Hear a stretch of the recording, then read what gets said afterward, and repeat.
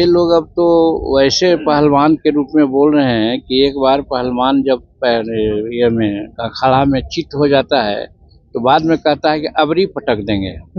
तो यही तर्ज में वो ऐसा बोल रहे हैं, वैसी कोई बात है नहीं। अब तेजस्वी जी बेचारे बेरोजगार हो गए तो अब राहुल जी के साथ न जाएंगे तो कहाँ जाएंगे। एनडीए एकदम सशक्त है और नीतीश कुमार बार बार कह रहे हैं कि अब हो गया, अब हम इस गठबंधन को छोड़ करके कहीं नहीं जाएंगे। हम समझते हैं कि ये आंदोलन बहुत ज़्यादा दिन नहीं चलेगा, कहीं न कहीं एक सेटलमेंट पर लोग आएंगे। इनकी चिंता सिर्फ थी कि प्राइम मिनिस्टर कौन होगा।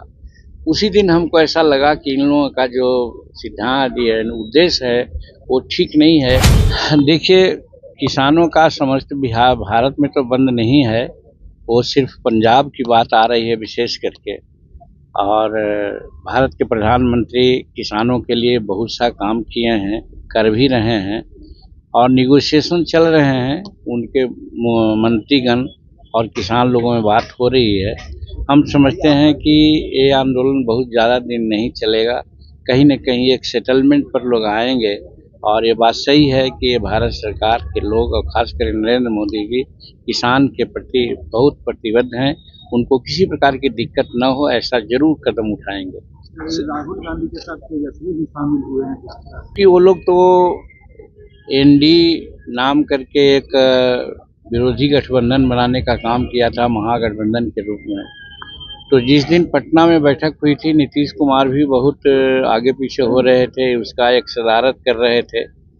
हम शुरू में ही कहा था कि इन लोगों का जो मिशन है वो गड़बड़ है। इन लोगों का मिशन ये नहीं था कि यहाँ बेरोजगारी दूर हो जाए।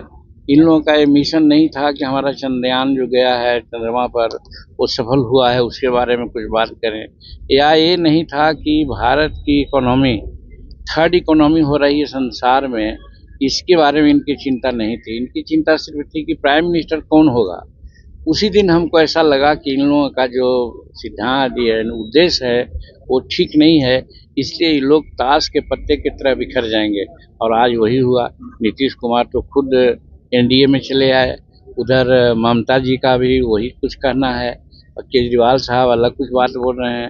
अब तेजस्वी जी बेचारे बेरोजगार हो गए तो अब राहुल जी के साथ न जाएंगे तो कहाँ जाएंगे। नदी में या नहर में पानी चलता है और जब बंद होता है उसके बावजूद भी कुछ पानी चलते रहता है।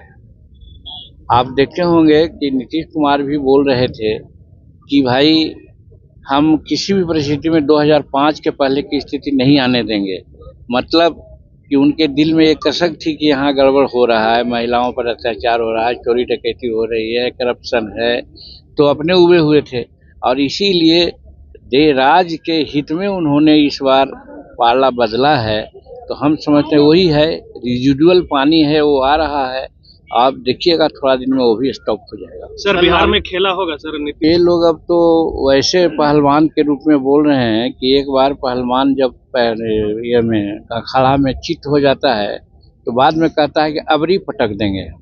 तो यही तर्ज में वो ऐसा बोल रहे हैं, वैसी कोई बात है नहीं। एनडीए एकदम सशक्त है और नीतीश कुमार बार बार कह रहे हैं कि अब हो गया, अब हम इस गठबंधन को छोड़ करके कहीं नहीं जाएंगे।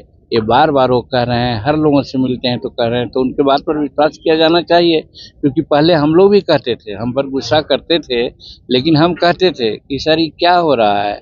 हम विधानसभा में ने कहा कि आज करीब करीब 5-6 लाख 7 लाख एकड़ जमीन परमाना में बटी है, चाहे भूमि हदबंदी का हो, चाहे भूदान का हो, चाहे बिहार सरकार की जमीन हो।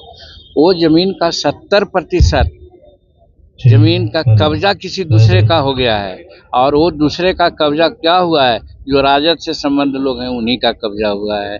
तो ये सारी बात कहते थे, नहीं सुनते थे। बाद में समझ में आया उनको कि ये ठीक कह रहा है जीतन मांझी। तो देखा गया कि आज उन्होंने महागठबंधन का साथ देने का बात छोड़ दिया और एनडीए का गठबंधन देने के लिए आ गए।